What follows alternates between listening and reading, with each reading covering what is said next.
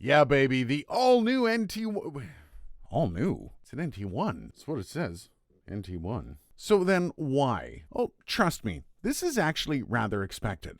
So you remember back when the 5th gen NT1 was released, along with the included USB, as well as that extra cost attached? Well, my comments, remember. That mic was an upgrade on the previous gen NT1, especially when you look at the specs. That means for the past several months, you could only buy the 4th gen NT1 with the older specs, or the 5th gen that was more expensive. So this is the step up for an XLR only NT1. This is the actual successor for the 4th gen with all those updates in the specs, as well as a lower price than the 5th gen. And that price, whew, it's rather tasty. This thing is going for $159 US, meaning this thing is cheaper than what the previous generations of NT1s sold for.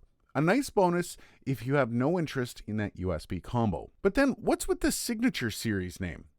Well, it does kind of make sense since the combo mic was the 5th gen and this is hardly a 6th gen, so it looks like it's a bit of a split in the NT1 series of mics going forward.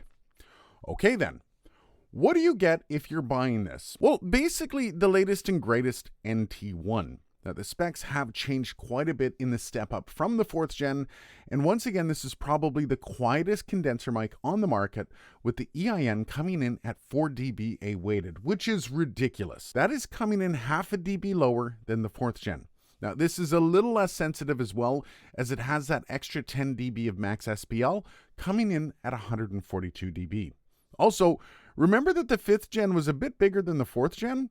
Well, it seems that trend is continuing here as this measures the same as the combo mic 5th gen. But despite having less gear in this thing, it weighs a couple extra grams over the 5th gen. It is, however, 130 grams lighter than the 4th gen. This, though, is new. This microphone is going to be offered in multiple colors. Now, when I first heard this, I got excited and I requested a purple one because it would just be awesome. However, they only had black, which is just my luck. The red, though, would have been pretty snazzy too, in my mind. Let's do the off-axis rejection of the NT1 Signature Series. This is me speaking directly into the front of the capsule from about 4 inches away. Now I'm speaking into the side of the capsule from about 4 inches away. Now I'm speaking into the rear of the capsule of the NT1 Signature Series. Now for the plosive rejection test of the NT1 Signature Series. Peter Piper picked a peck of pickled peppers. Oh. Peter Piper picked a peck of pickled peppers. Now for the proximity effect test of the NT1 Signature Series. This is me speaking about 4 inches off the front of the capsule. Now I'm directly on top of the capsule. 4 inches, directly on top. Now we have an NT1 on my left and an NT1 on my right. This is the Signature Series, just released, and this one is the NT1 5th gen. Now, when I did the NT1 5th gen versus the 4th gen back in my last video, I didn't really notice much of a difference, and it's interesting because it's half a dB lower, plus you get that much higher SPL. However, the sensitivity did change a little bit between the 4th gen and the 5th gen. I believe the 4th gen was neg 29, well this one's neg 31. I'd have to look at that, but I'll put the exact specs up here. And this is the only real test that I thought was necessary because I've already done the 5th gen versus the 4th gen. Didn't find much of a difference.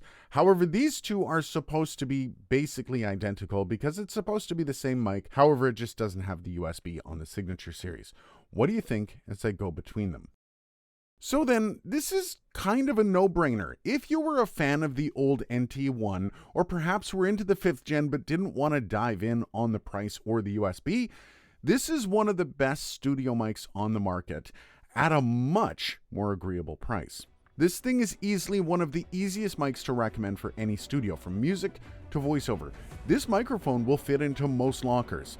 I do have some links down below if you want to check it out for yourself. Also, I want to know, what color are you going to get? I still kind of miss my purple. Yeah, I'm a little upset over that. Black will do.